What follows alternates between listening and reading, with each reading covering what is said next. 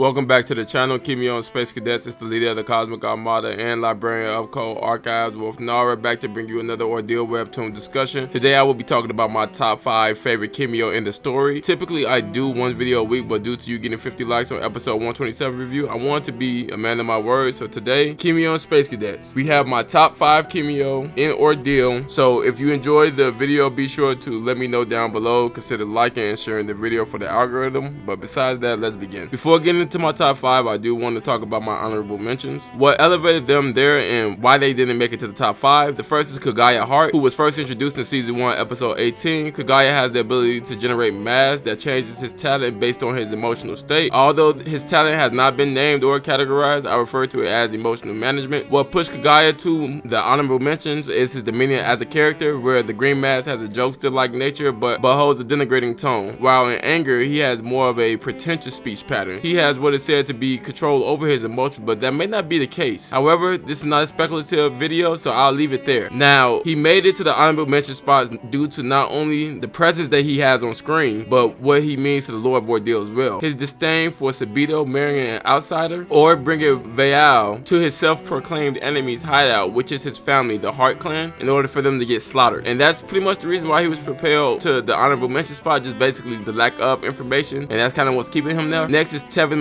Charles, the best friend to Shay Heart. He has the ability to create 3 types of hide: rhino hide for defense, lion hide for attack, and black forge, which is the embodiment of his adaptability, allowing him to create different weapons for any situation. He's regarded as a tank of the group, but sometimes it's just deeper than rap. Tevin represents someone who shoulders the burdens of not only himself, but everyone around him as well, as he tries to help Shay constantly shoulder the burden of being the new Leo's vessel and taking on the responsibility that Leo had left for him. Shay would never let him in. He's also the cub upholding Leo's teachings the most. Now, what propelled him to this honorable mention spot is how perfectly his talent and his characters are melded together. What keeps him there is that we don't get to see how he feels about taking on others' burdens that much. We do get it in season 1 when he fights Sunrise to reassure himself that he is the tank, and we also get it with him valuing every life taken, no matter how small, whether it's a Titan general like Ryugatsugan clearly working for Vaal, or someone as small as a pirate. Now, in season 1 he didn't really like to kill people, but in season 3 we do see him being more willing to commit such an act. And so right now I do feel that Tevin himself is under a metamorphosis for his character, which would propel him to this spot, but also keep him there up until the point where he shows what kind of Kimyo he becomes in the future. Last we have for the honorable mentions is Azam, the speedster of the Cubs. He makes most of the equipment for the Cub as well, showing the ability to create heat resistant clothing for Shay. It was able to withstand the heat of a miniature sun at point blank range. Although Shay is flame proof, his clothes isn't, and prone to being burned. He holds the talent Kieran that allows him to burn more chi to move at high speeds. The more chi he burns, the further into Kieran's state he can go into. Up until season 2, he was always in the team with Louise, which made me associate them with one another. After the death of his girlfriend, the amount of suffering he had in episode 112 being on full display for us as the readers, and to see how it broke him. But not only that, to see how he built himself up from that broken state is the reason that he's an honorable mention. The only reason he isn't in top 5 due to the lack of individual showing of his talent and himself as a Kimyo, and also that we don't often get to see his viewpoint on situations. Now, with the honorable mentions out of the way, let's talk about my top 5 Kimyo. At number 5, we have Ryugatsugan. Now, Ryu has the ability called ferromagnetic grip. He can control the mass of the magnetic fields created by his body. Through his chi, he can direct those fields towards or away from another person, essentially the same as Tendo Pain from Naruto, almighty push and pull, but with science. Now, you guys know I'm gonna sneak some science in here, so look, each human produces electricity and has mass. The electricity allows us to produce a minor magnetic field, just like our mass allows us to produce a minor gravitational field. Once Ryu comes in contact with your magnetic field physically, he has free reign over it as long as he has chi. As he uses more of his power, he can use ferromagnetic state. He then uses the ability called Art of Planetary Destruction. He creates a black hole with the properties of magnetism. There are 2 fields, an inner field where Ryugatsugan resides, in which it puts everything going towards it outward, and the outer field that pushes everything going outward inward. And so when the inner field and the outer field come in contact with each other, everything in the middle ceases to exist. However, in this state, due to him being the center of the field, he's unable to move. Due to such a small mass producing a large magnetic field, while his mass does not increase, he tricks the universe. Since the magnetic field produced by him is so large compared to what it was before, it tricks the universe into thinking the mass gotten squished, producing a black hole. This is one of the topics discussed in Einstein's general law of relativity. However, his power being connected to science would not be enough. The entire time he tells Tevin the value that he puts into the Kimyo race and the little value that he puts onto humans. It would make sense that not all would agree with current status quo. Ryu was the only opponent to mentally break the K.O.D.E. In season 2, Tevin was naive and believed that he could protect many civilians without taking a life. Then get a flash into Leo telling him that he will have to give more of himself, more than he thinks he has, in order to protect others. This would lead him to taking his first life, which was Ryu, in order to become a Kimyo able to protect those who can't protect themselves. This interaction affects Tevin to this day, as we see in episode 129. Ryu is responsible for a major growth in Tevin, which led him to being in the top 5 spot, holding the spot at number 5. Granted, he does follow Thanatos, and it was one of the first instances in the story where we finally see a soldier of Thanatos wholeheartedly believing in the end goal of his master. Number 4 is none other than the former 7th Lord of the God tier, Jorn Grimson, introduced in season 2, episode 46. He will later be immortalized in the fandom of Ordeal, especially for me. He holds an ancient talent by the name of Immortal Hide. He uses the blue skin of a Yoden, which prevents fatal injuries while being worn. This is a high-end power type talent. He dons the weapon Venture that emanates extreme cold, in which only Ilios flame is said to survive it. We also have Brent saying that Sabito, due to having Hasame, would be able to survive Venture as well, which is another note. However, the Immortal Hide is only a glove for his true talent. As Miss Elgar, the guide hammer, the chi of the hammer is too unstable, so it made a glove portion for his Kimyo to survive fatal injuries. The strike from this hammer was large enough to be seen from space. Now, what propels him above the other Kimyos in this list isn't his talent. Again, it is what he represents to the overall story of Ordeal. We see that he offers to train Shay. In episode 78, we see how Shay compares to that of a god tier. The battle was kept to a small scale, knowing their abilities without using any of his weapons. And indulging Shay's aggression,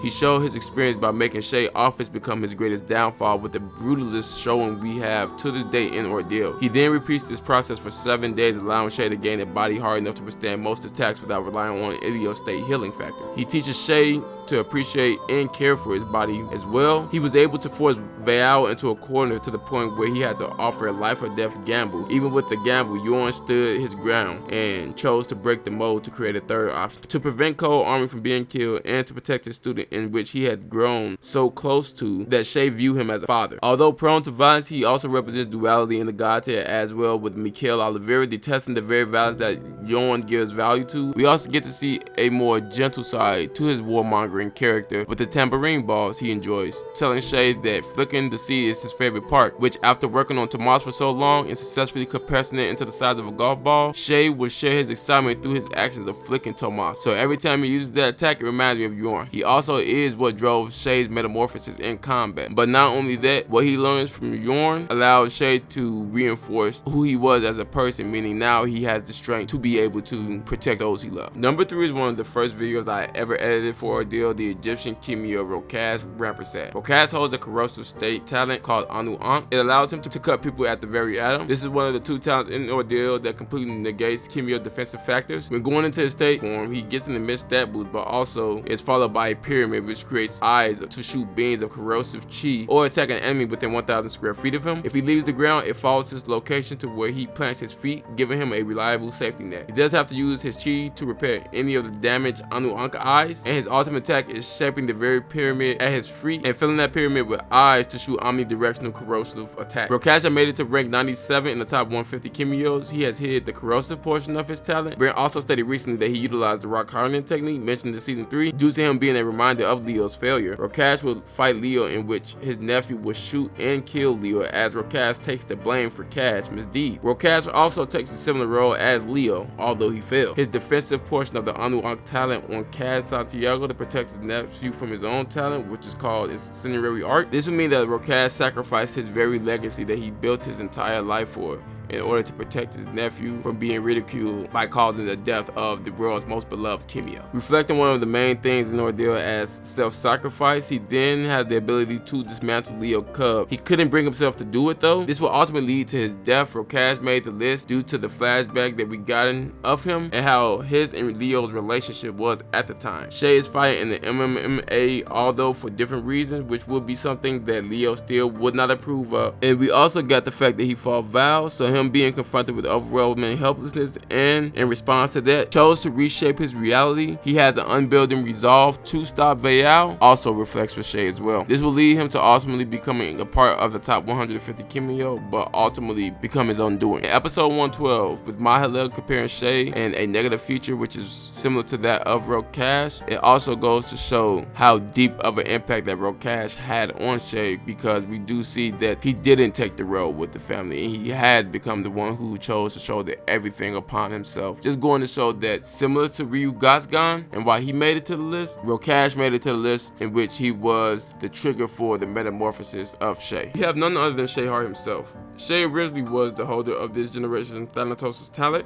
Destined for a life of death and destruction, he was the first case of a talent removal being successful. God himself allowed Shay to survive this process in order for him to inherit the Ilios talent. This talent allowed Shay to emit intense heat and fire similar to that of the sun. He has the ability to form weapons from flame like Akantillo. He is able to create a sun with the properties of nuclear fusion due to the amount of chi compression. He has the ability to emit blue flames that can provide a defense to allies and produce hotter flames than normal to his enemies. When the opponent is stronger than his base form, he can enter war state in order to push his abilities further and also gain the abilities of the previous Ilios vessels as well. He then has 3 talent weapons. We have Venture from Yorn, the Elder Mantle from Wolphnara. Hey man, Wolphnara, hey man. He may not have made this list, man. He may not have been no honorable mention, man. But if that impact on the story is bigger than what we think, Leif top 5 for sure. Last, he has his destined weapon, which is a horror. And in the future, we know he gets the Eye of Time from the remnants of the Heart Clan themselves. But one thing that is worth mentioning is that once he gains the horror, which is his destined weapon, his war state upgrades to an anointed state, which gives him the ability to imperfectly split the moon in what seems to be an instant. Even with all of that, none of that is why he's my second favorite character in the series. Shay's a deeper character than many realize. The wolf cub means everything to him. People with a lot of siblings, some siblings are closer to others. In this case, Tevin is closer to Shay than any of the other wolf pack members, regardless of them still being a pack. We was introduced to Tevin first before any of the other members, and to this day he still hasn't been inside Shay's house. Just going to show the disconnect that some needs to have between themselves and others. He's an omnivore, however he leans more on his introvert side in regards to his decision making. Before season 3, you would have to look into his eyes to get to see how he truly feels and how that feeling will lead to his next decision. One of his best moments as a character comes from finding letting Andrea in back in episode 27, showing the kind of love he has for Andrea is different than the love he has for the rest of the Cubs, with allowing her to share his burden. We also see the duality that he represents with Rokash as well. We see Rokash kill one civilian back in season 1 and did not bat an eye, while in Shay's case, he killed thousands, possibly tens of thousands of people and didn't bat an eye. Most of the time, Shay does not let others know his thoughts, whether it's Andrea saying he holds everything in or Granny Tobiasen saying how long will he suffer under these emotions. Even with someone showing great concern with him, he still doesn't let them in and choose to silently think about it, which is one of Shay's best character moments. Whenever I analyze any character, I look at their eyes, and that specifically started with Shay back in season 1, where listening to the news, he has a tint of orange, going to show his rage. The brown that used to be there is now completely encapsulated by this orange, and his previous eye color to show his newfound conviction and his newfound rage as well. Shay also provides us with our view of the story as well, similar to how Oda does with Luffy. For example, just like Marineford, Luffy could not see haki, so we couldn't see it, but with Rokash not having any defense but still being durable shows the rock hardening being used. But because Shay didn't have any understanding of chi technique due to him being a newfound Kimyo, he didn't understand what was going on. Shay is one of the most enjoyable lenses to view a story that I've ever read. I am the most invested in his character. Just like everyone else, I know that transformation into Ronin is going to be one of the best scenes we've got in Ordeal. It may be one of those scenes that I dissect even further, how we got into that point once we get there. My number 1 spot in Ordeal. Most of the characters on this list is high tier characters, whether they can split the moon or split the very atoms that create the universe itself. However, my number 1 spot is the deepest character I found in Ordeal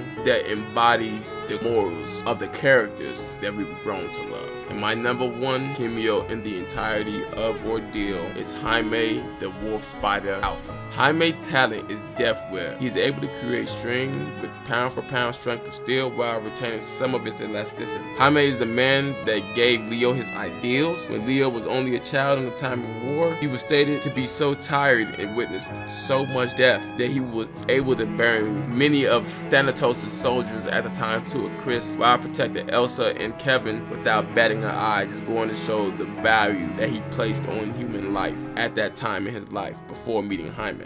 As Altham is informed by Major Catherine that kids may be carpet bombed, in which he immediately takes the initiative, telling them to stay behind safe line as he walks into Thanatos' army by himself. He then sees Leo surrounded by burning corpses, giving all of himself to protect 2 other lives. Jaime and Leo have many adventures, but all come to an end when he sacrificed himself to save Leo and civilians. This moment is deeper than most would think. Typically, they use the great talents as weapon, disregarding who the vessel truly is. You have a destiny and it is their obligation to fulfill it. In Jaime's case, it is completely different in regards to his self-sacrifice. Although he treated Leo like a brother, he was more of a father to Leo himself. He knew Leo had great power, great enough to change the world, but still chose to give Leo an upbringing as close to normal as possible, even in times of war. Just going to show that even in war, kids should still have the option to be kids, even if their worldview is skewed. Another moment I do love of Jaime that reinforced him trying to give Leo a normal upbringing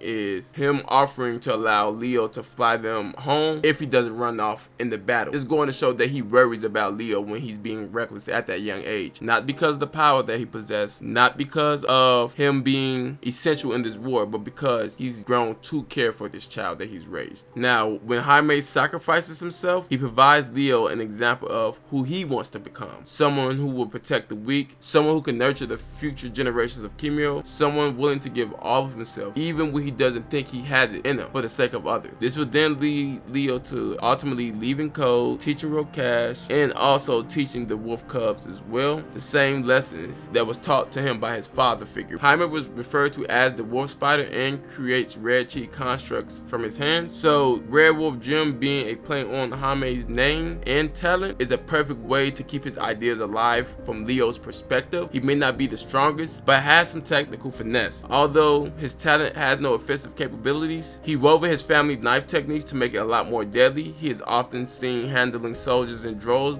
but no matter how weak his talent is, in retrospect, he makes up for it with his heart. And due to his lessons affecting Leo, who affected the god tier and the main cast, Jaime, since season 1, was the character that made me fall in love with this series. And upon my second read, even my third, the themes being displayed by that character is even more apparent. Well, this is all I got for this video. Kimyo on Space Cadets. I hope you enjoyed the video. Tell me down below, did you figure out my top 5 before watching the video? A lot of people don't see Jaime being my favorite since his time was so short, but it takes more than strength to impact the world. Now tell me your top 5 Kimyo down below, and be sure to like, comment, and subscribe with the bell enabled to ensure you do not miss future videos. We did have someone who tried to predict my top 5 list, and my dog, you was wrong. But we're gonna put your comment right there to acknowledge that you at least attempted before the video came out. Anyway, enjoy your day, night, or evening. I'm out, Space Cadets.